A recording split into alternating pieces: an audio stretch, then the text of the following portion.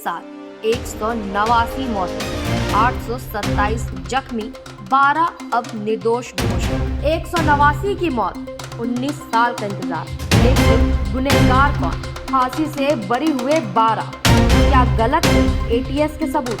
Mumbai blast में निर्दोष फंसे या असली दोषी छूटे? कौन देगा जवाब?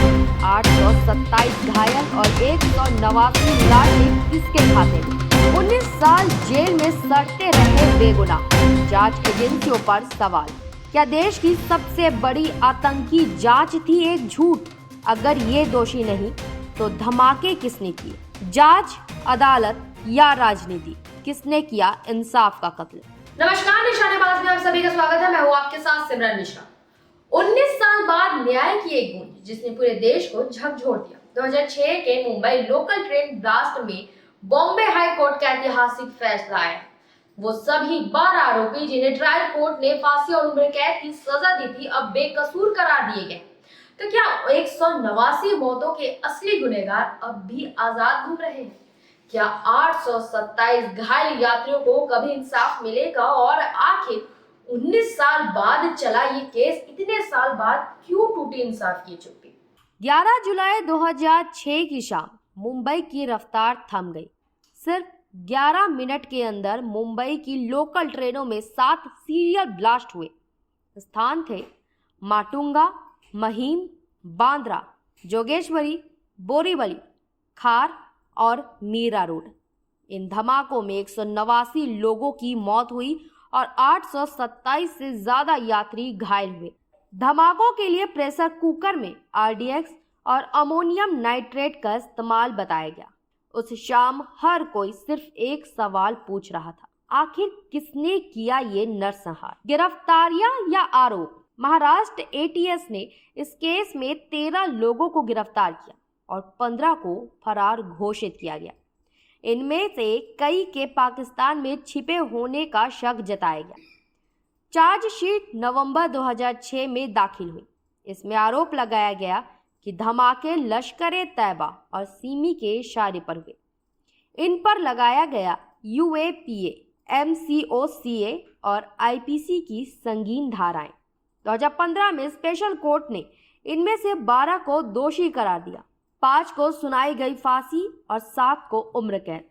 राज्य सरकार ने फांसी की पुष्टि के लिए हाईकोर्ट में अपील दाखिल की, तो वही दोषियों ने अपने बचाव में याचिका लगाई।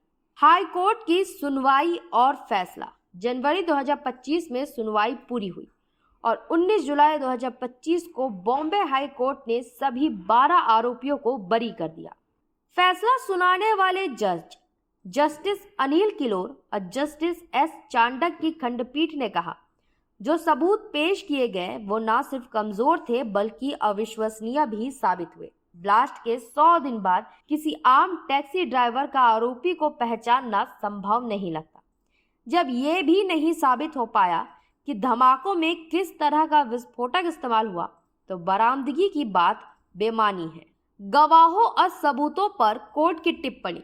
कोर्ट ने अपने फैसले में कई अहम टिप्पणियां की। गवाहों के बयान असंगत और असंगतिपूर्ण थे। टैक्सी ड्राइवर, दुकानदार और कथित चश्मदीद गवाहों की पहचान पर सवाल। बरामद नक्शे, हथियार और बम विस्फोटक केस में अप्रासंगिक घोषित। पुलिस की कार्रवाई और चार्जशीट में भारी खामियां पाई गई। अभियोजन संदेह से परे, अपराध साबित करने में विफल रहा।